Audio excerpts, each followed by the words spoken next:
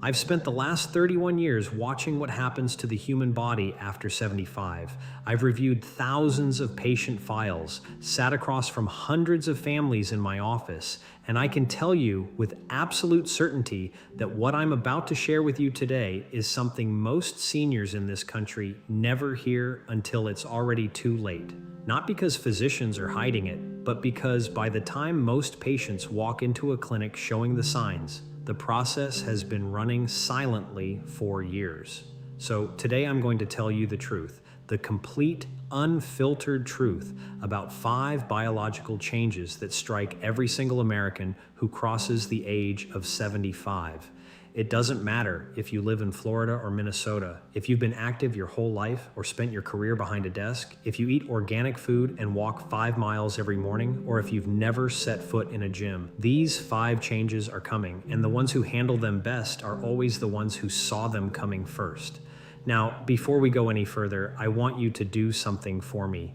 Hit that like button and subscribe right now, because what I'm about to share is the kind of information that your physician has maybe 12 minutes to cover during your annual checkup. 12 minutes. I'm going to give you what those 12 minutes can never cover, and stay with me through all 5, because the change I'm saving for last is the one that controls the speed of everything else happening in your body. You do not want to miss it. Let's start with number 5. I cannot tell you how many patients have come into my office in their mid to late 70s, absolutely convinced they have a serious medical problem because they cannot sleep. They're lying awake at 3:00 in the morning. They fall asleep at 7:00 in the evening in the middle of a conversation. They wake up 7, 8, 9 times a night and don't remember half of them. And every single time I have to sit down with them and explain that what they're experiencing is not insomnia. It's not anxiety. It's not a sign of dementia.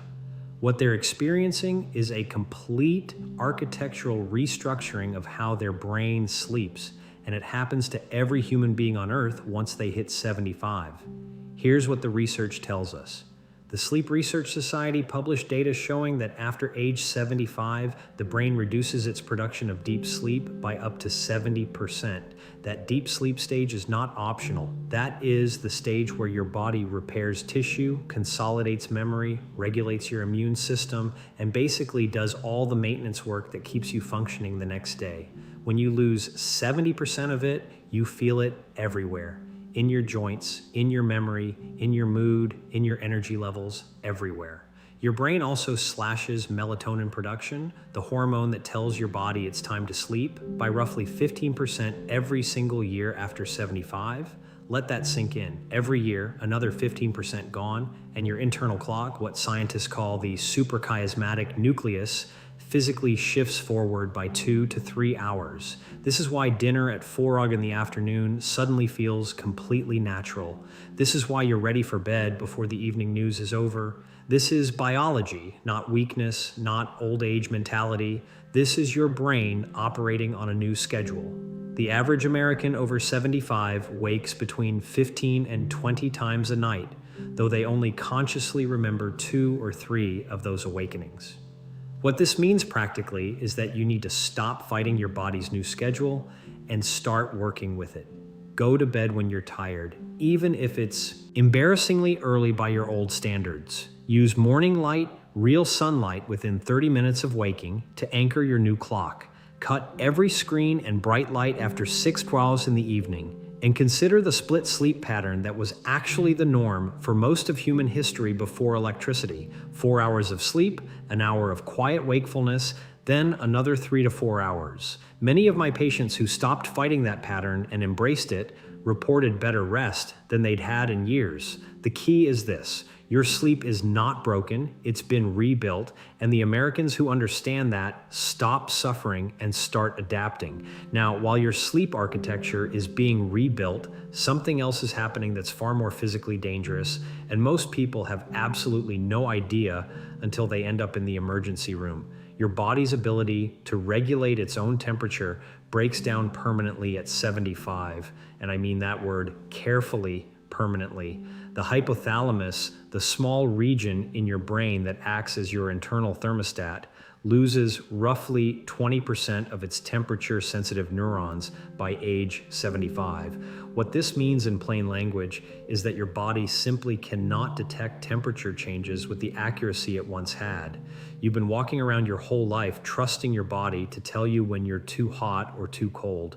After 75, that signal becomes unreliable. Your sweat glands, your primary cooling system, lose up to 40% of their function. The CDC tracks heat stroke hospitalizations by age group, and the numbers are stark. After 75, heat stroke hospitalizations jump by 300%. That is not a rounding error. That is a crisis hiding in plain sight. At the same time, the fat layer just under your skin, the one that's been insulating you against the cold your entire life, thins by about 30%. Your metabolism drops by 20%, meaning you're generating less internal heat. Your blood vessels lose their ability to constrict and dilate efficiently in response to temperature. And here is the part that genuinely concerns me as a physician. Your body stops sending you accurate warning signals. Research consistently shows that people over 75 often do not feel thirsty even when they are dangerously dehydrated. They do not shiver effectively when they are dangerously cold. The two alarm systems nature gave us to prevent temperature emergencies simply go quiet. So what do? You stop trusting your feelings and start trusting your thermometer. Keep your home between 68 degrees and 74 degrees year-round. That is not a preference. That is a medical recommendation. Install thermometers in multiple rooms. Set hourly phone reminders to drink water regardless of whether you feel thirsty, aiming for at least 48 Oz daily. Dress in layers every single day because your perception of your own temperature can shift multiple times between morning and evening due to blood pressure fluctuations and medication effects. And if the outdoor temperature drops below 40 degrees or climbs above 75 degrees Fahrenheit, exercise indoors, no exceptions. Your margin for temperature error is no longer what it was, and the Americans who treat that fact seriously stay out of emergency rooms. Now, we're going to talk about something that almost nobody connects to aging until it's already affecting their daily life, your digestive system. After 75, your entire gastrointestinal tract enters what gastroenterologists call a permanent slowdown. And I want you to understand that I'm not talking about occasional indigestion or a sensitive stomach. I'm talking about a structural change in how your body processes everything you eat. Your esophagus loses up to 50% of its muscle coordination. That automatic process of swallowing that you've never once had to think about in your life becomes something that takes conscious effort. That feeling of food sitting in your chest or getting stuck, that's not in your head. That is real, and it is mechanical.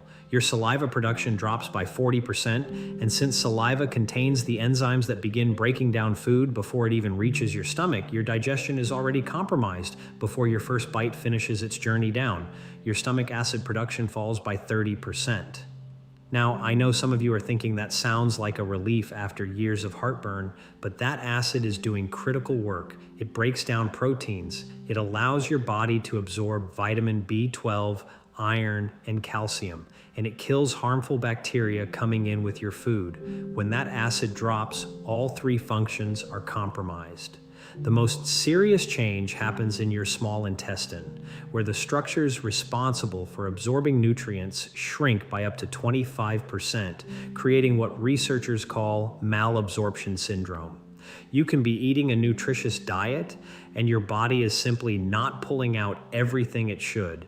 Your pancreas reduces its enzyme output by 40%, which is why foods that never bothered you before suddenly leave you bloated, uncomfortable, and exhausted after meals. And your colon, which normally moves food through in 30 to 40 hours, can take over 100 hours in someone over 75. That is why chronic constipation affects 60% of Americans in this age group. Here's how you fight back. Eat smaller meals, no more than 400 to 500 calories at a time, every 3 to 4 hours. Train yourself to chew every bite at least 30 times, because mechanical breakdown through chewing compensates for the reduced chemical breakdown your body can no longer provide. Take a broad-spectrum digestive enzyme supplement 15 minutes before meals. Incorporate fermented foods, yogurt, kefir, sauerkraut, kimchi into your daily diet to protect the bacterial diversity in your gut. And shift your fiber approach. Focus on soluble fiber from oatmeal, bananas, and sweet potatoes rather than loading up on raw vegetables, which your slowed system increasingly struggles to process. These are not complicated changes, but they are changes that make an enormous difference in how you feel every single day. Now, I need to tell you about the change that puts more Americans over 75 in the hospital than almost anything else. And it is one that most people attribute entirely to clumsiness or bad luck. It is neither. Falls are not accidents after 75. They are the predictable outcome of a specific biological process that begins attacking three separate systems in your body simultaneously, and researchers have a name for it. They call it the triple threat to stability. The first system is your vestibular system, those tiny structures in your inner ear that tell your brain where your head is positioned in space. After 75, this system loses up to 40% of its sensory cells. The second system is your proprioceptive network, the sensors embedded in your muscles and joints that tell your brain where every part of your body is, even in the dark, even without looking. That system loses up to 50% of its sensitivity. The third system is vision, specifically contrast sensitivity and depth perception, which decline by 60% respectively after 75. On their own, any one of these losses would be serious. Together, they are compounding because your brain's integration center, the region that takes all three signals and coordinates your physical response, processes balance information 70% more slowly after 75. What this means in the real world is this. By the time your brain detects that you are losing your balance and sends the signal to correct it, the window to catch yourself has already closed. This is not clumsiness. This is physics meeting biology. The ankle muscles that provide your first line of defense against balance disruption lose 40% of their strength. Your ankle flexibility decreases by 50%, and fear of falling, which affects the majority of Americans over 75, actually increases fall risk by another 30% because chronic anxiety creates muscle tension that removes the fluid automatic quality that good balance requires. I tell every patient over 75 the same thing. Balance training is not optional at your age. It is as non-negotiable as taking your medication. Stand on one foot while turning your head. Do it near a wall for safety, but do it every single day. Practice standing with your eyes closed to force your proprioceptive system to work. Look into Tai Chi because the research is genuinely remarkable. Studies show Tai Chi reduces fall risk in seniors by up to 45%. It combines everything your balance system needs: controlled weight shifting, mental focus, slow, deliberate movement in a format that is low impact and socially engaging. Walk through your home this week and remove every throw rug. Install grab bars not just in your bathroom, but along your hallway. Improve your lighting, especially on stairs and in doorways between rooms, because remember, your contrast sensitivity has dropped by 60%, and take your footwear seriously. After 75, your shoes are medical equipment. Firm, non-slip soles, heels no higher than 1 in, secure fastening. Many of my patients have been advised by their podiatrist to wear supportive shoes inside the house at all times. That advice has prevented more falls than any single medication I've ever prescribed. Time your most demanding physical activities for late morning, after your body has been moving for a couple of hours, but before afternoon fatigue sets in. That window is when your balance is at its best, and taking advantage of it is a simple strategy that costs absolutely nothing. And now we've reached the change I promised you, the one that sits underneath everything else, the engine driving the speed of your entire physical decline after 75. And when I explain it to patients, I always watch their faces, because what I'm about to tell you is simultaneously the most frightening and the most actionable thing you will hear today. After age 75, your body triggers a process that scientists at the National Institute on Aging identified as sarcopenia overdrive. Your muscle mass begins disappearing at a rate of 3 to 5% every single year. By the time an American reaches 80, they have lost up to 25% of the muscle they had at 75. And I want to be very clear about what muscle means in this context. Muscle is not vanity. Muscle is not athletics. Muscle is the tissue that determines whether you can stand up from a chair without using your arms, whether you can climb the stairs in your home, whether you can carry your own groceries, whether you can live independently. Losing 25% of it in 5 years is not a cosmetic issue. It is a functional catastrophe. The mechanism behind this is something called anabolic resistance, and it is one of the most important concepts in geriatric medicine that almost no one outside of research has heard of. After 75, your muscles stop responding to protein and physical activity the way they used to. You can eat protein and you can exercise, and your muscles will absorb less of the benefit than they would have at 60 or 65. Your satellite cells, the specialized stem cells that rebuild muscle after any kind of physical stress, decline by 70% after age 75. When you damage muscle through normal activity, which happens to everyone, it no longer fully rebuilds. The damage simply accumulates. The type of muscle fiber you lose fastest is the one you can least afford to lose. Type 2 muscle fibers, the fast twitch fibers responsible for power and rapid response, disappear at twice the rate of slow twitch fibers. These are the fibers that let you catch yourself when you trip. These are the fibers that let you stand up quickly.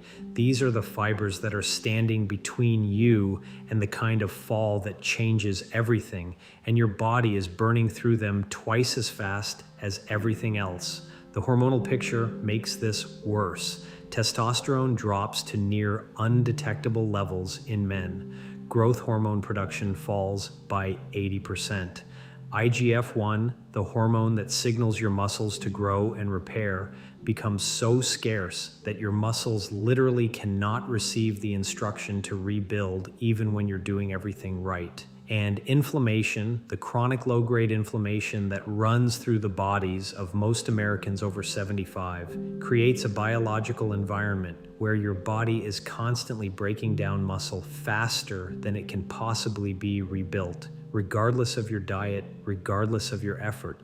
The mitochondria inside your muscle cells, the structures that produce the energy your muscles run on, decrease in both number and efficiency after 75. The combined result is that your muscles have 65% less energy available for any activity. This is not tiredness. This is not laziness. This is your muscles running on a fraction of the fuel they used to have, and the exhaustion that hits after minimal exertion is real, measurable, and physiological. Here's what you do. Protein timing becomes the single most important dietary decision you make every day after 75. Research is clear that you need 25 to 30 g of high-quality protein at every meal, and you need to space it throughout the day because your body cannot store and use a large protein load all at once the way a younger body can. Your total daily protein target after 75 is 1.5 green per kilogram of body weight. That is nearly double what standard nutritional guidelines recommend for younger adults because your anabolic resistance means you need to flood the system to get the same response. Focus on leucine-rich protein sources, eggs, chicken, dairy, fish, because leucine is the specific amino acid that triggers muscle protein synthesis, and you need at least 3 GGO of it per meal to overcome anabolic resistance. Vitamin D deficiency affects 75% of Americans over 75, and it directly accelerates sarcopenia.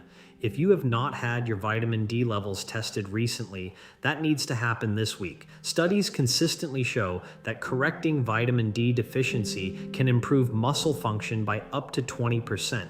20% from a single nutrient. Exercise is still essential, but the approach must change completely. Morning workouts produce better results in this age group because cortisol levels are naturally higher in the morning, which temporarily reduces anabolic resistance. After working a muscle group, give it 72 hours before working it again, not 48 hours, like the standard advice you've been following. Your satellite cells need more time to do their reduced work, and understand that a period of inactivity now costs you more than it ever has. 10 days of bed rest after 75 causes the same muscle loss as 2 years of normal aging. When you're sick, when you're recovering from anything, maintaining even minimal movement is not just helpful, it is urgent.